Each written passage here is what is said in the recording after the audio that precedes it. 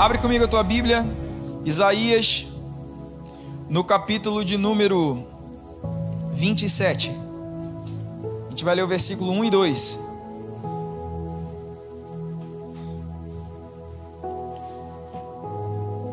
A gente precisa de outro fundo musical. Esse fundo musical tá muito né? Meu amigo. Obrigado. Ó, esse já ficou mais, ó. Tá perto do pentecostal esse aqui, ó. Anota, né? Esse ficou mais legal. Gostei desse aqui. Hã?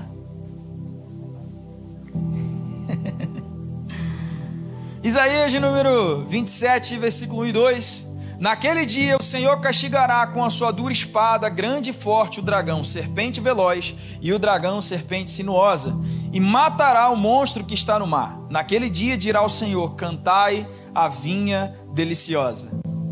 Na semana passada a gente começou a ministrar essa série, Desmascarando o Inimigo, e a gente falou sobre o primeiro capítulo, o primeiro episódio. A gente falou sobre o inimigo oculto. Amém? E hoje a gente vai dar sequência. Então, na semana passada a gente aprendeu que essa palavra serpente é a mesma palavra usada lá em Gênesis 3:1, quando se refere à serpente do Éden falando com Eva. E a palavra serpente em hebraico é nahash, que significa sussurrar um feitiço.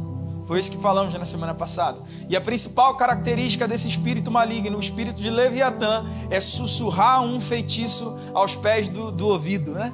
Sussurrar um feitiço, manipular situações. Assim como ele faz com Eva, ele chega no ouvido de Eva e fala assim: será que foi isso mesmo que Deus falou? E Eva fala assim: não, mas Deus falou que a gente não pode comer desse fruto. E ele fala assim: será que foi isso mesmo que Deus falou? Será que você não entendeu errado? Então a especialidade desse espírito maligno é distorcer falas, distorcer verdades, usar a verdade distorcida para te corromper. E aí ele atua na nossa casa, ele atua na nossa vida, no meio das discussões, no meio dos problemas, no meio do casamento. Ele chega lá e fala assim: olha aí, ó, olha o que ele está falando de você, olha o que ela está falando para você. E ele corrompe falas, gera confusões, corrompe pensamentos, corrompe princípios e distorce a realidade e nos leva a romper princípios. Amém? Quem está comigo aqui? Glória a Deus. Eu não sei o que aconteceu aqui, peraí, já resolvi meu problema. E a gente aprendeu na semana passada que 4 conselhos, né? 4 chaves, 4 conselhos para não dar ouvido aos feitiços, aos sussurros de Satanás. Lá em Provérbios 3, do versículo 5 ao 7, a gente aprendeu que a primeira chave é confiar no Senhor, não no nosso entendimento.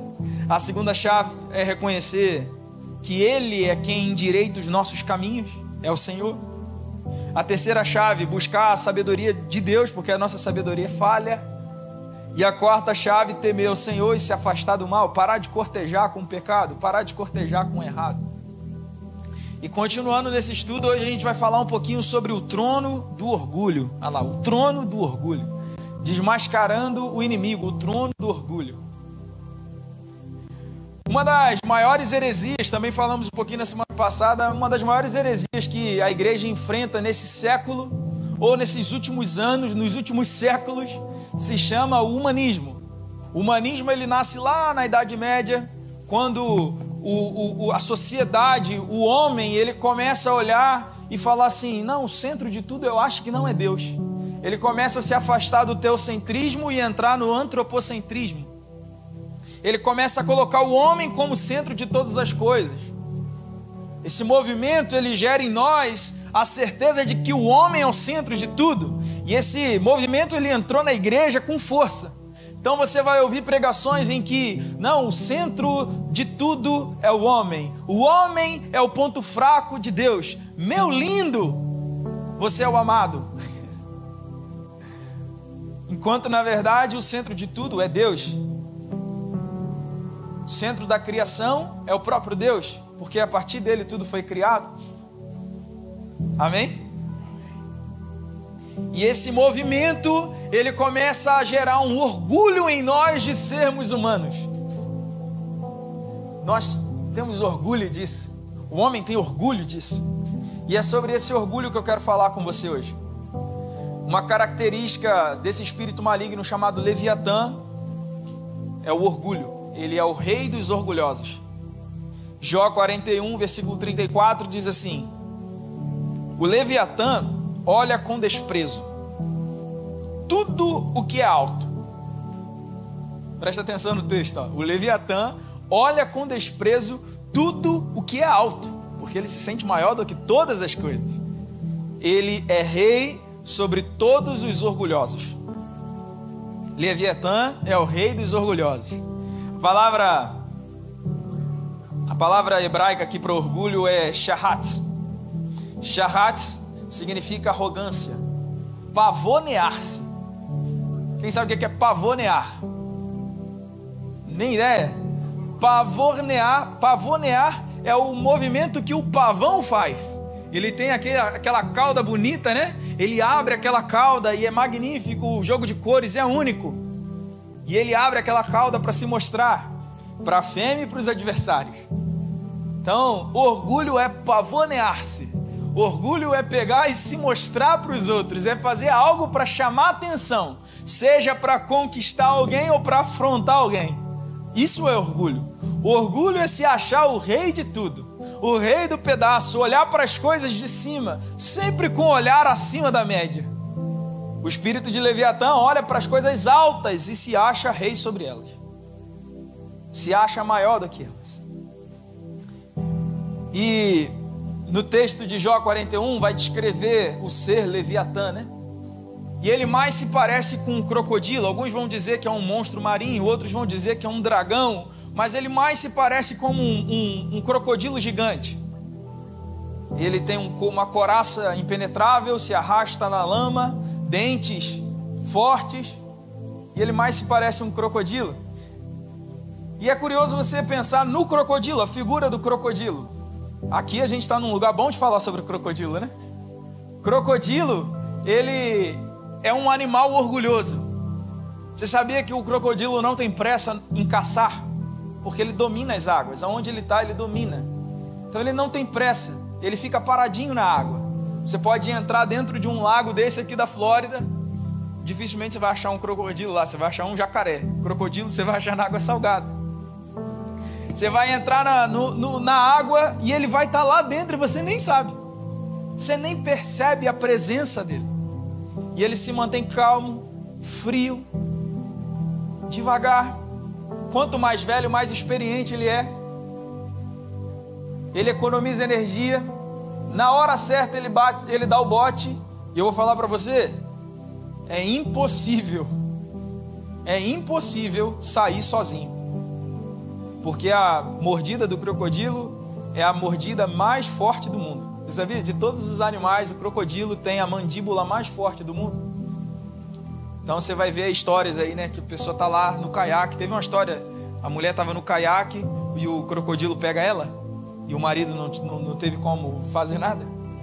Foi aqui, foi em Boca Raton, se eu não me engano, não foi? Foi há pouquinho tempo agora, deve ter 1 ou 2 anos. Olha eu derramando água aqui, beleza. Então o crocodilo, ele se enche de si, ele é orgulhoso. Ninguém pode com o crocodilo, ninguém ataca ele na natureza. Quem ousaria atacar? E aí é curioso você pensar que um dos animais que matam o crocodilo se chama leopardo ou leão. Eles atacam e matam um crocodilo. E sabe como é que o leopardo ataca um crocodilo? Ele se faz valer do orgulho do crocodilo. O crocodilo, ele é tão orgulhoso, tão cheio de si, que ele não espera um ataque de ninguém. Então ele sai da água, ele para na beira do rio, do lago, ele para lá na beirinha e fica tomando sol, como se nada pudesse acontecer. Se você for ver aí Animal Planet, National Geographic, que eu sou muito americano, viu como é que é bonito? Se você for ver esses vídeos, você vai ver o crocodilo paradinho, com a boca aberta, tomando sol, e um passarinho em cima da cabeça dele. Porque ele é tão cheio de si que ele não acredita que alguém vai fazer mal a ele. E aí o leopardo, ele vem sorrateiramente, ele não ataca de frente porque ele não é bobo. Ele vem sorrateiramente, no ponto cego, de cima, por trás, ele ataca e morde o pescoço. E mata o crocodilo. E o crocodilo é morto na sua maior característica, porque a couraça dele é dura demais.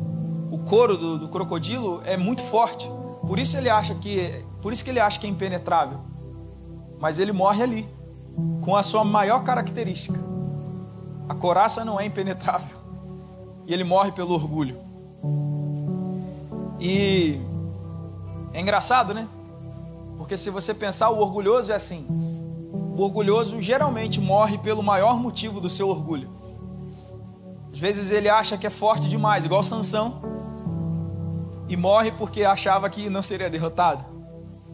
Às vezes ele acha que é o dono do trono, igual Saul, e ele morre porque ele não se submete a Deus, porque ele é o dono do trono. Às vezes ele se acha sacerdote, santo demais, igual Eli, não corrige os filhos e morre por causa de negligência.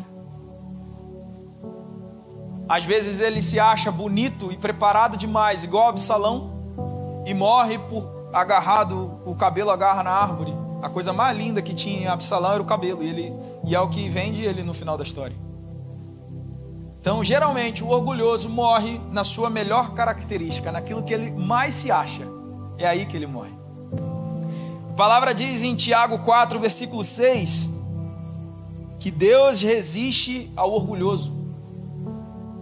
Quem conhece esse texto aqui? Deus resiste ao orgulhoso, mas ele exalta os humildes.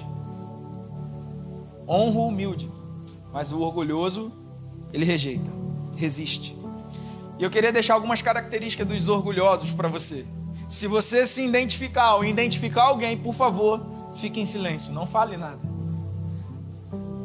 Não cutuca o irmão não. Se segura. Para no final da palavra você não se arrepender e falar assim, rapaz, eu acho que era para mim, não era para ele. Uma característica dos orgulhosos é que ele se ofende facilmente. O orgulhoso se ofende facilmente. A vontade dele tem que prevalecer. Ele tem as melhores ideias, ela tem as melhores ideias. A vontade tem que prevalecer. E quando a vontade não prevalece, quando você diz que a ideia dele não é boa, quando você diz que a ideia não é tão perfeita igual ele pensa, ele fica ofendido com você. A segunda característica é que a inveja ronda o coração do orgulhoso. Afinal de contas, ninguém pode ser melhor do que ele ou ela. Então, se ele enxerga alguém se dando bem, se ele enxerga alguém numa posição melhor, se ele enxerga alguém fazendo algo melhor, ele se morde de inveja e fala assim, não é possível. Como pode ele faz e eu não? Que absurdo. A terceira característica é que ele não muda de opinião, teimoso. Não muda nunca, porque a opinião dele é melhor do que a sua. Então, se você der a opinião para o orgulhoso vai falar assim, discordo com respeito, mas a minha opinião é melhor do que a sua. Ou, quem ele pensa que é? Quem ela pensa que é? O orgulhoso se sente perseguido. Tudo e todos estão correndo atrás dele, perseguindo ele. Ninguém quer dar lugar, ninguém quer dar espaço. A ideia dele é perfeita demais, mas ninguém ouve, ele é orgulhoso. Então está todo mundo perseguindo o orgulhoso. Por favor, não cutuque ninguém. Se você está se identificando também, não faz nenhuma expressão. O orgulhoso não respeita alianças. O orgulhoso, ele está a ponto de passar por cima de qualquer um, quebrar aliança, jogar tudo fora para se dar bem. Então, ele faz um acordo com você, ele aperta a sua mão, ele te dá a palavra, mas se ele precisar pisar e subir em você para conquistar algo, ele vai fazer. No melhor momento, o orgulhoso vai fazer assim, não, mas você viu a Ingrid lá? Melhor amigo, Ingrid. E aí, no momento certo, ele vai falar de você.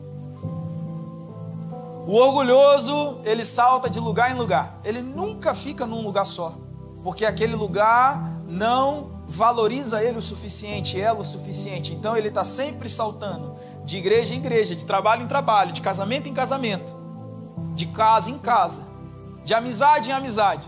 O orgulhoso nunca fixa em nenhum lugar, porque as pessoas não valorizam ele o suficiente. E o orgulhoso, ele está sempre com os valores à venda. Ele negocia tudo. Tudo tem um preço. Tudo está à venda pelo preço certo. Então, se ele precisa vender a mãe para conquistar alguma coisa, ele vai vender a mãe. Ele vai. Se ele precisa... Ele é cristão e ele acredita que o pai da mentira é Satanás, mas se ele precisa mentir para conquistar alguma coisa, ele se torna filho de Satanás tranquilamente. ele está sempre vendendo valores. Fala assim comigo: Senhor Jesus, fecha teus olhos aí, ora comigo, fala assim: Senhor Jesus, arranca do meu coração o orgulho e que eu venha escutar essa palavra humildemente, em nome de Jesus. Ezequiel 29:3 diz assim, ó: fala e dize, assim diz o Senhor, eis-me contra ti, ó Faraó, rei do Egito, crocodilo enorme, que deitas no meio do seu rio e dizes, o meu rio é meu e eu o fiz para mim. Orgulho, orgulhoso. O orgulhoso, ele se orgulha de tudo aquilo que ele se tornou. Isso é meu, eu conquistei, eu fiz, ninguém me tira daqui e ninguém tem direito sobre isso. Orgulhoso está sempre cheio de si, sempre cheio de si. Então, se Deus determina que o tempo dele acaba naquele lugar e que ele precisa recomeçar em outro lugar, ele fala: duvido, tudo é meu, eu fiz, eu conquistei, eu posso na força do meu braço. Valoriza a si mesmo acima de tudo. Cuidado. Sabe por quê? Porque o mundo tem ensinado que a gente precisa ter amor próprio. E Jesus ensinou que a gente precisa ter amor ao próximo. E o mundo está falando assim: você precisa de amor próprio. E Jesus está te falando: você precisa ter amor ao próximo. O mundo diz: coloque você acima de tudo. Se valorize. Você tem um valor. E a palavra de Deus está dizendo assim: ame o próximo, valorize o seu irmão. Meu irmão, entre nós. A gente pode ficar brincando de música aqui o dia inteiro. O mundo está te dizendo: você vale mais do que o outro, cuida de você primeiro. Você vai voar de avião e fala assim, ó: em caso das máscaras caírem, coloque a máscara primeiro em você, depois no próximo. O Evangelho de Cristo está falando assim, ó: em caso da máscara cair, coloca no teu irmão, porque a reação dele também tem que ser colocar em você. Jesus nos ensina um evangelho para o próximo. Se todos nós vivêssemos o evangelho para o próximo, nós seríamos atendidos perfeitamente, todos nós. Porque eu viveria para você e você viveria para mim. Eu faria para você e você faria para mim. Num casamento, a maior burrice que existe é casar para ser feliz. A maior falácia que inventaram é: eu vou casar para ser feliz. Porque a razão do casamento é casar para fazer o outro feliz. Porque quando a gente casa para fazer o outro feliz e os dois estão no mesmo propósito, no mesmo sentido, os dois serão felizes. O casamento vai ser agradável. O problema é quando tem um orgulhoso, porque ele vai casar e vai fazer de tudo para ele ser feliz, e o próximo que se lasque. Repete assim comigo, fala assim: eu preciso. Não, mas fala com vontade, fala: eu preciso derrubar o trono do orgulho. O orgulho é uma ferramenta, um trono tão forte em nós, que até para repetir uma simples frase assim a gente não consegue. Algo dentro de nós fala assim: bobeira isso que o pastor está falando. Bobeira. Aí que a gente precisa derrubar ele. E eu queria deixar algumas características que o orgulho gera em nós. Eu preciso correr com a palavra, senão não vou conseguir falar tudo desse episódio. Algumas características que o orgulho gera em nós. Eu vou me basear em alguns personagens bíblicos e eu poderia ficar aqui algumas horas falando sobre alguns personagens bíblicos e o orgulho deles, mas eu vou citar apenas 4. E algumas características. Primeira característica: o orgulho gera em nós a autossuficiência. Autossuficiência, o orgulho de Jó. Muitas pessoas acreditam que Jó era um homem perfeito. Muitas pessoas acham que Deus foi injusto em tratar Jó. Satanás foi lá diante de Deus e injustamente Deus permitiu Jó ser testado, ser provado. Mas no meio daquela provação existia algo em Jó que precisava de tratamento, se chamava orgulho. Porque fidelidade ao Senhor e orgulho são duas coisas diferentes. É possível uma pessoa estar na igreja, viver uma vida justamente, piamente e permanecer orgulhoso. Por isso que nós precisamos tratar e quebrar o trono do orgulho no coração. Essa palavra é para todos nós. O orgulho, ele causa em nós uma falsa inocência. O orgulho, ele causa em nós a certeza de que o outro é sempre o culpado e a razão é sempre a nossa. As coisas acontecem e fala assim, mas não foi culpa minha. O orgulho gera em nós a defesa, a autodefesa.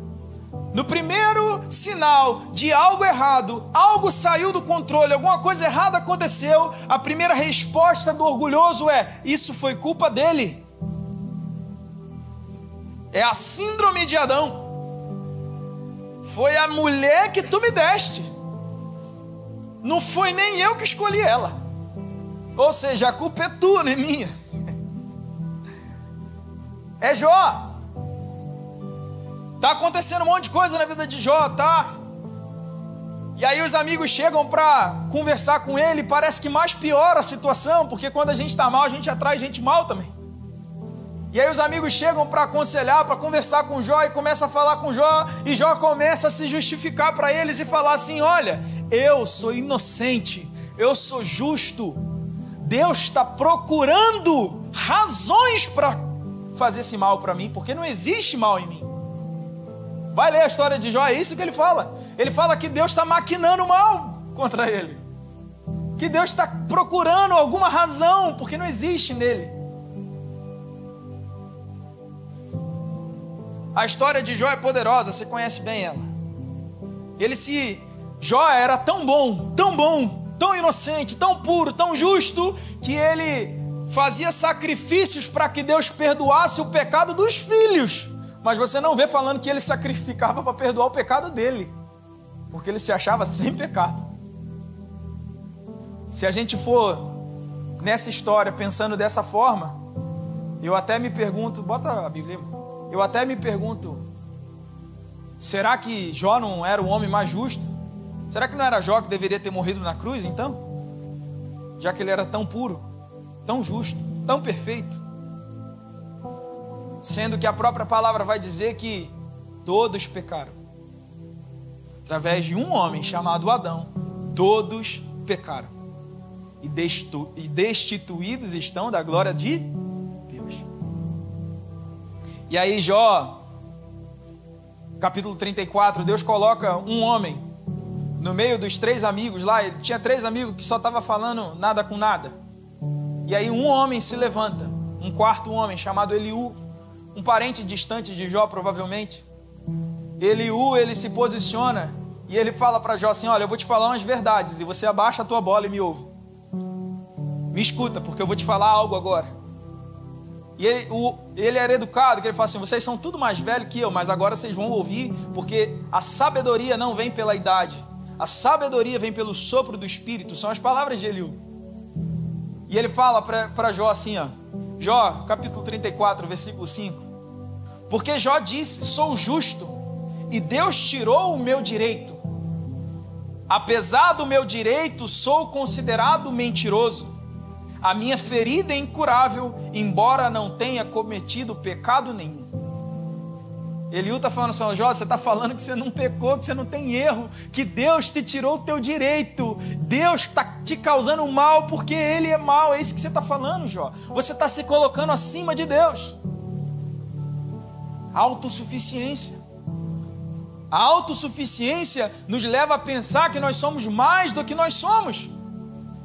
A autossuficiência nos leva a pensar que nós não precisamos de Deus. A autossuficiência te leva a culpar sempre o próximo e tirar a culpa de você, tirar a culpa de nós. As coisas estão dando errado e a gente é incapaz de olhar e pensar assim: será que o errado não sou eu?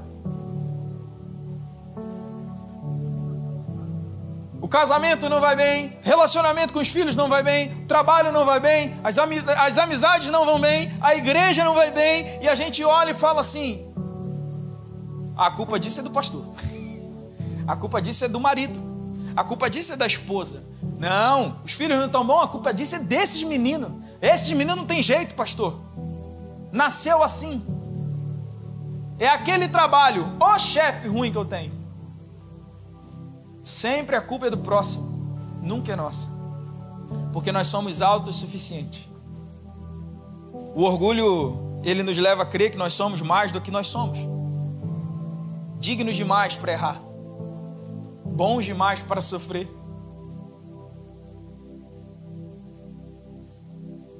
A gente começa a se sentir, o orgulho, ele nos leva a se sentir deslocado no ambiente em que estamos. Porque nós somos bons demais e certos demais para aquele lugar. E a gente está igual ao Jó. É o meu direito. É o meu direito. Deus está tirando o meu direito. Sabe onde o sentimento de injustiça nasce? O sentimento de injustiça nasce em Satanás.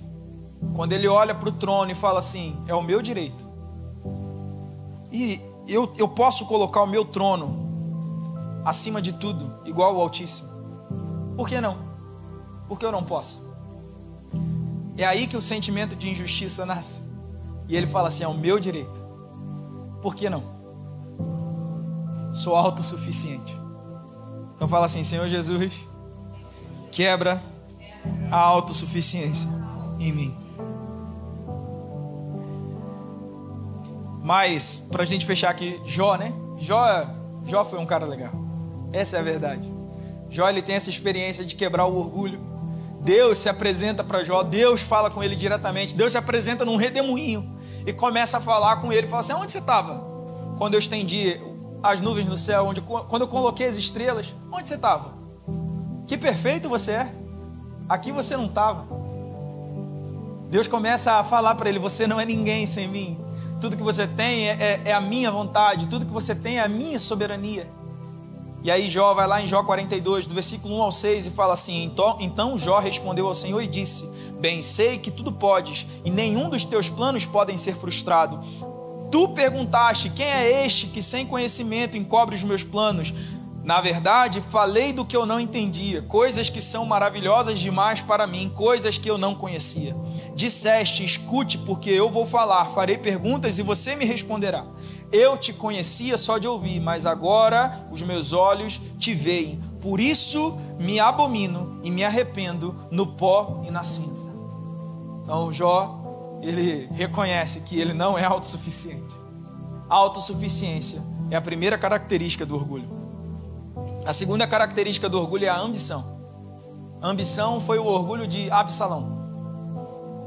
2 Samuel, capítulo 15, versículo 4, diz assim, Absalão dizia, quem me dera ser juiz na terra, para que viesse a mim todo homem que tivesse demanda ou questão, para que eu lhe fizesse justiça. Absalão quis o que era dele antes do tempo. Absalão era herdeiro de Davi. Absalão tinha todas as características para ser o rei de Israel após Davi. A palavra vai dizer que Absalão tinha cabelo bonito demais e ele se vangloriava disso. As pessoas reconheciam ele por isso. Era um homem belo, bonito.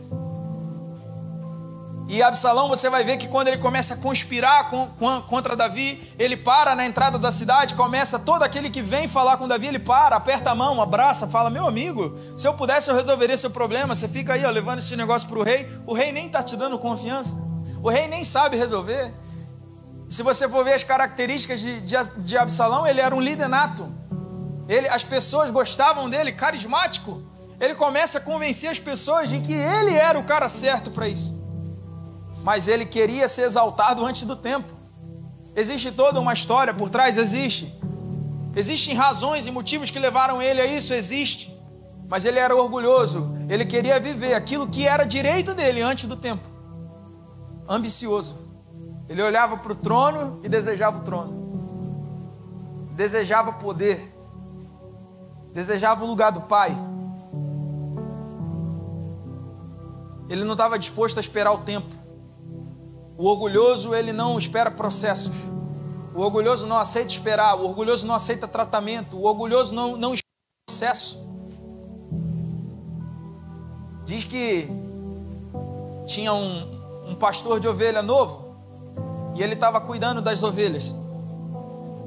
E aí ele vira para um pastor mais velho e fala assim, olha, eu estou com um problema. As minhas ovelhas, elas fogem.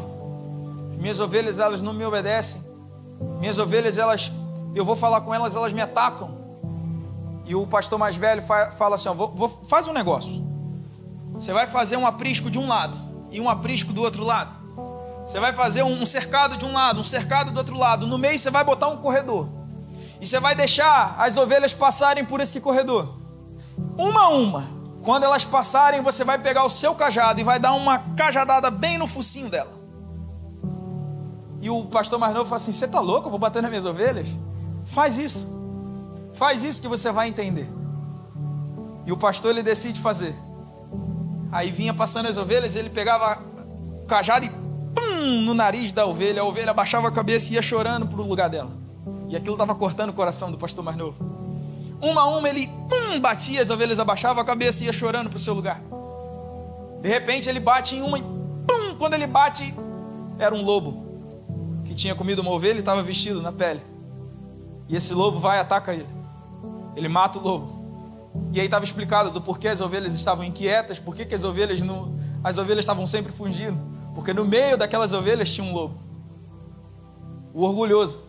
O orgulhoso não aceita correção. A ovelha é humilde. A ovelha abaixava a cabeça, chorava, ia para o seu lugar. Até na injustiça a ovelha se submetia. Mas o lobo não.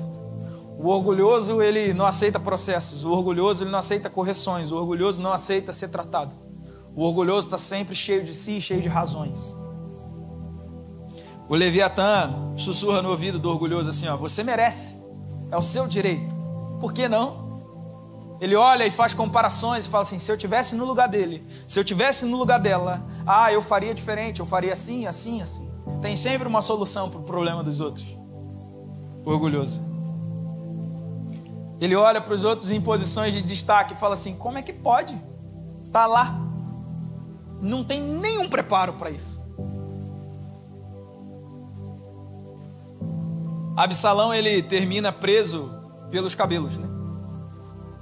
Absalão estava em cima da mula, o cabelo prende numa árvore e a mula vai embora, ele fica agarrado pelo cabelo, pendurado na árvore entre o céu e a terra.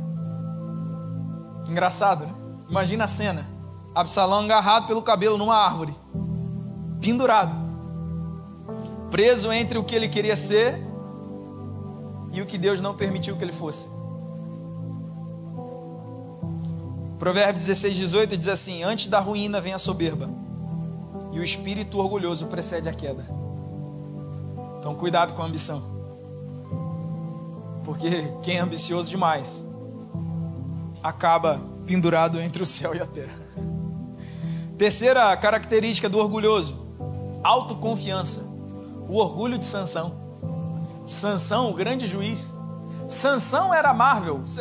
Se fosse hoje, Sansão ia ser da Marvel, com certeza. Sansão era o Vingador. Sansão estaria lá, né? Devia fazer o desenho de Sansão, ele do lado do Homem de Ferro e do Thor. Sansão era o super-herói de juízes. Poder, super força. Você vai ver os feitos de Sansão, meu amigo, é coisa de super-herói. O homem era bom, o homem era forte, não tinha ninguém como ele. Mas ele foi engolido pelo próprio ego. Sansão, ele brincava com o pecado. Sansão, ele brincava com o errado. Sansão cortejava o erro o tempo todo. Sansão encontra Dalila. Dalila espiã do inimigo. Ele sabia. Ele sabia.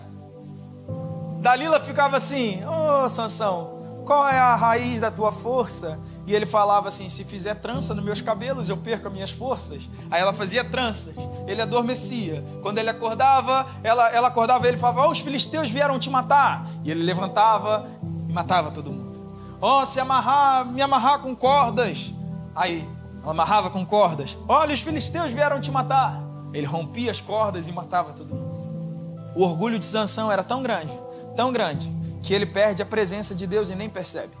Lá em Juízes 16, versículo 20, diz assim: então ela gritou, Dalila: Sansão, os filisteus vêm aí. Ele despertou do sono e disse consigo: vou sair como nas outras vezes e me livrarei. Mas ele não sabia ainda que o Senhor já havia se retirado dele. O orgulho faz a gente se afastar de Deus sem perceber. O orgulho nos faz entrar no pecado, está tão junto do errado, tão misturado naquilo que não é de Deus, que a gente nem percebe que a presença já se foi. Então você vai ver grandes homens, grandes mulheres de Deus, sem Deus. Porque o orgulho já consumiu a essência de quem ele é. O orgulho, ele nos leva a fazer isso. A gente é forte demais, Júnior. A gente é forte demais. Poderoso demais. Confiante demais. Aí você fala assim, amigo. O pastor fala assim, amigo, não bebe não. Pastor, mas não está na Bíblia. Você fala, cara, mas não bebe. Faz isso não. Não, pastor, mas eu consigo me controlar. Eu paro no momento certo, eu paro. Olha, eu paro no momento certo. Sempre paro. Nem se dá conta que já está entregue a bebida, que não vive sem, que não para coisa nenhuma. Porque o gostosinho é a tontura que dá, como diz o pastor Francisco. O bom mesmo é a tontura que dá. Então nem se dá conta de que já se entregou a bebida. Você fala assim, amigo, amiga, não fica com esse negócio de ficar trocando mensagem com essa menina, com esse cara no telefone, não. Não fica com esse negócio, não faz isso não. Você é casado. Se é um príncipe do Senhor, se é uma princesa de Deus, faz isso não. Não, pastor, é inocente. É uma mensagem inocente. Quem tem maldade nem se dá conta que já está vivendo no adultério há muito tempo. O orgulho nos cega. O orgulho nos cega para o errado. E quando a gente se dá conta, já se entregou completamente. Igual Sansão. E é engraçado porque Sansão era autoconfiante demais. Eu acho que o orgulho dele era tão grande que ele esqueceu que a força vinha de Deus e não dele. E aí no final de tudo ele lembra. Porque ele está cego, careca, ferido. E ele vai lá, os filisteus estão reunidos. Ele chega nas colunas do lugar onde eles estavam. E ele fala com Deus. Ele fala assim, Deus, me dá força só mais uma vez. Ali ele se humilha, ali ele se arrepende. Ali ele fala assim, a força não vem de mim, a força vem dele. A autoconfiança nos afasta de Deus. Provérbios 11, versículo 2 diz que quando vem a soberba, a desgraça não tarda. E a quarta característica do orgulhoso é a negligência, o orgulho de Eli. 1 Samuel 2, versículo 29. Porque tratam com desprezo os meus sacrifícios e as minhas ofertas de cereais, que ordenei que fizesse na minha morada. E você, por que honra os seus filhos mais do que a mim? Para que você e eles engordem com as melhores partes de todas as ofertas do meu povo de Israel. Os filhos de Eli, Ofni e Finéias. Os filhos de Eli trabalhavam no templo. Os filhos de Eli trabalhavam na igreja. Só que eles roubavam a igreja, dormiam com as funcionárias. Ofni e Finéias estava sendo falado por todo o povo. Todo mundo sabia o que eles faziam de errado. E aí o pastor Eli, o sacerdote, ao invés de corrigir os filhos, de chamar lá e expor eles, fala assim, ó, estão fazendo errado. Errado. O que tem que fazer com eles? Vamos fazer. Está errado. Em vez de corrigir, ele vai lá, chega nos filhos, no secreto, no escondido, e ele fala com os filhos assim, fala assim, olha, vocês estão fazendo errado, meninos. O povo está falando de nós. O orgulhoso, ele não quer ser exposto. O orgulhoso está preocupado com a aparência. A casa está desmoronando, o casamento está acabando, está tudo dando errado. Mas o orgulhoso, ele não pode demonstrar que está tudo mal. A família está se deteriorando, mas o orgulhoso quer manter a aparência da família margarina. Já viu o comercial da Qualy, margarina, lembra? Filadélfia, né? Tinha a Filadélfia no Brasil, era aquela família linda. Lindo, tudo é perfeito. Mas só Deus sabe o que está acontecendo na tua casa. Só Deus sabe o que está acontecendo na vida. Tem gente que não quer ser exposta pelos que... Pede ajuda, irmão. Olha para o teu irmão e fala assim, pede ajuda. Pede ajuda. Corrige o que está errado. Corrige o que está errado. O orgulho, ele nos faz mais preocupado com aquilo que vão pensar de nós do que o que Deus está pensando de nós. Está vendo um problema? Engole o orgulho e pede ajuda.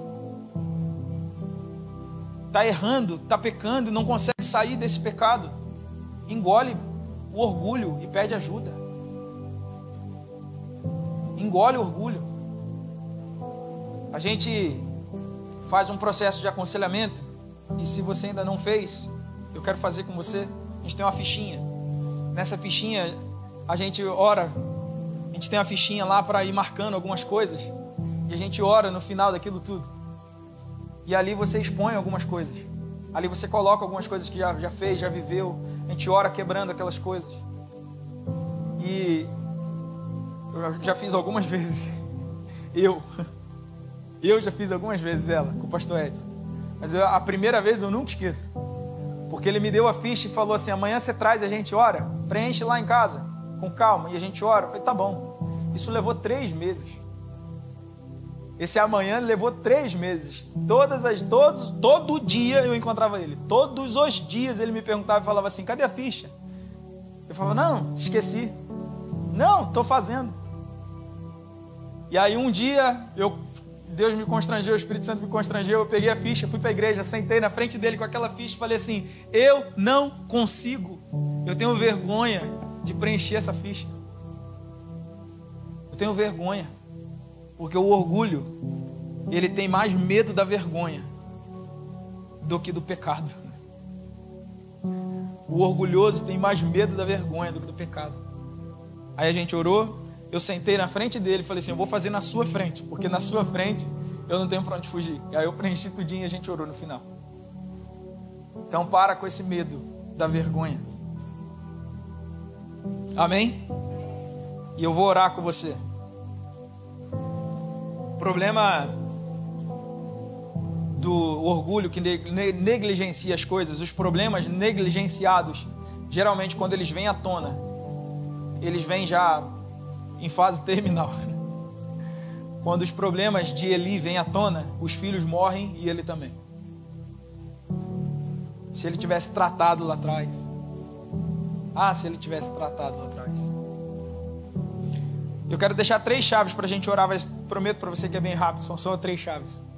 3 chaves para a gente orar, para vencer o orgulho. Olha para o teu irmão, faz assim para ele assim, 3 chaves. Faz 3 chaves. É fácil, 3 chaves. 3 chaves, seu Luiz. Não são 10, não são 15, não são 20, são 3. É simples, dá até para gravar. Primeira, você vai me ajudar. Primeira, olha para ele e fala assim: abaixa a bola.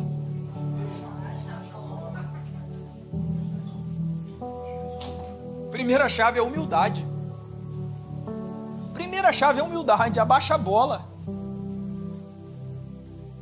Eu confesso para você que eu luto contra um problema chamado narcisismo. Faz parte do orgulho. Confesso pecado, pecado confessa é um pecado perdoado e liberado. Amém, igreja? Aleluia. Mas é só um pouquinho, porque eu me acho bonito. O que eu posso fazer? E aí eu fico lá: rapaz, mas eu sou bonito, eu sou não sei o quê. E meu pai fica: e humilde, né? No rei da humildade.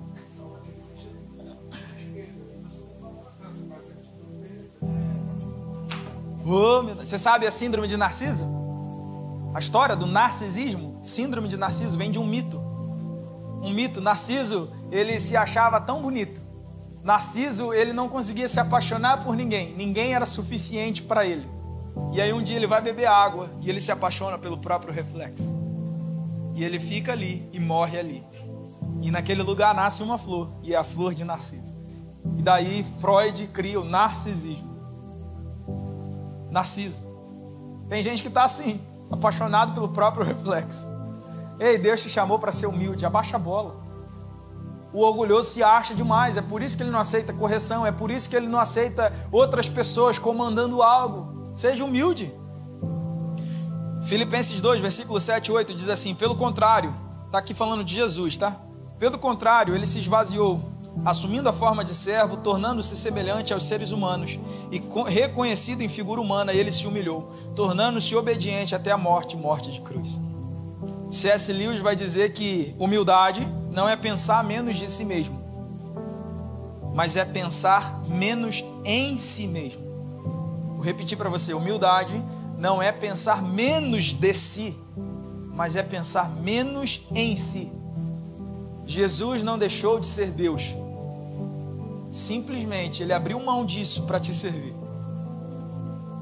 Jesus não deixou de ser o dono de toda a autoridade, simplesmente ele submeteu isso a um propósito, que era te servir. Você não precisa ter menos dinheiro para ser humilde.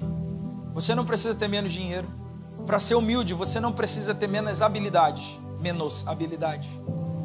Para ser humilde, você não precisa ter menos qualidade. Você pode ser o mais inteligente, você pode ser o mais bonito, você pode ser o mais forte, você pode ser o mais rico, você pode ser o mais tudo que você quiser. Você pode ser. Só que você sabe quando a humildade está em você? Você sabe dizer quando a humildade está em você? Você consegue saber que a humildade está em você quando, mesmo sabendo que você é o maior do que o outro, você decide servir ele mesmo assim. Isso é humildade.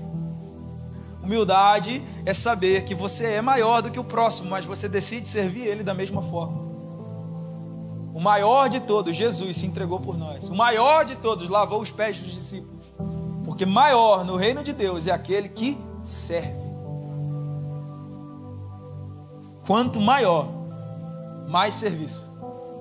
Provérbios 29, 23. O orgulho do ser humano o abaterá, mas a humildade de espírito, mas o humilde de espírito obterá honra.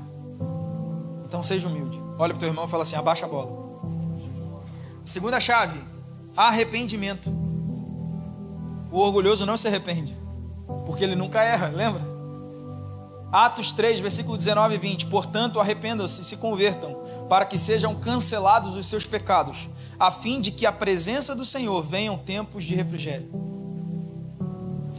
A humildade nos leva ao arrependimento. Só quem é humilde se arrepende. Só quem é humilde fala assim: eu errei, eu me arrependo, eu preciso aprender. Eu sou até bom nisso aqui, mas nisso eu não sou tão bom. Viu, mano? Eu sou humilde, não sou humilde. Eu fui fazer um negócio na parede ali, aí eu falei assim: rapaz, eu sou bom em muita coisa, mas fazer essa parede aqui eu sou ruim demais. Fui massar uma parede ali, eu falei: sou bom em muita coisa, mas massar a parede não é o meu forte. Não vai lá olhar a parede que está atrás da geladeira. Não faça isso. Por isso que eu botei a geladeira lá. Você pode até ser bom demais em uma coisa, mas o humilde ele se arrepende, porque ele sabe que erra em outras coisas. Ele precisa de aprender as coisas. Então, arrependimento é a segunda chave.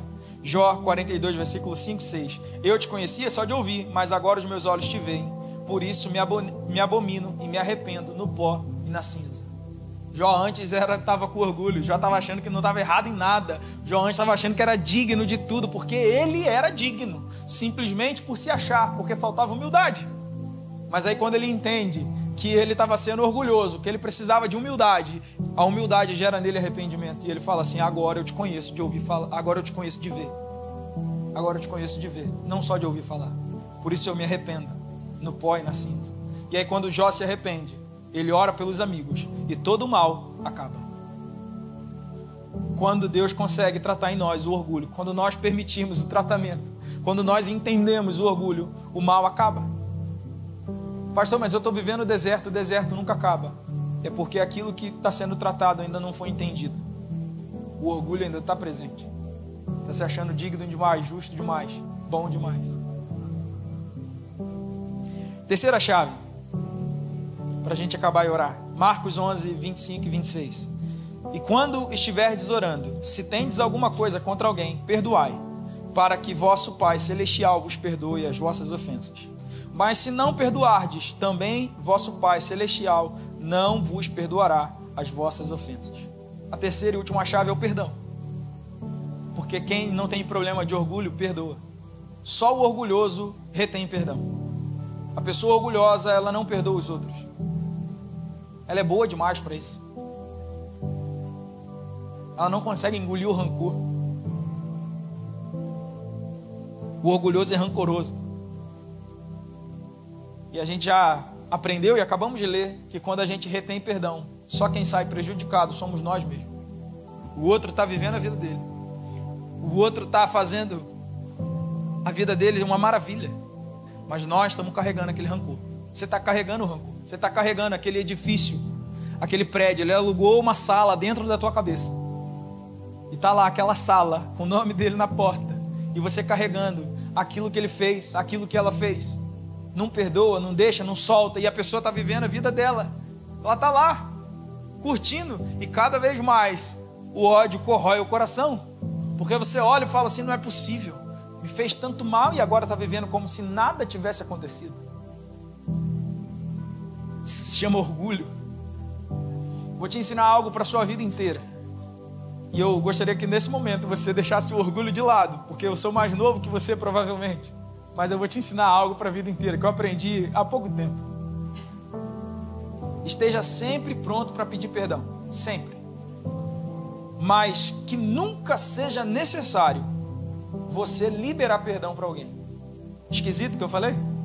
Vou repetir. Esteja sempre pronto para pedir perdão. Mas que nunca seja necessário liberar perdão para alguém. E eu vou explicar para você. Esteja sempre pronto para pedir o perdão, porque a gente não controla o que os outros pensam de nós. Você não controla o que as pessoas ouvem, você não controla o que as pessoas entendem, você não controla o que as suas palavras causam em alguém, você não consegue controlar.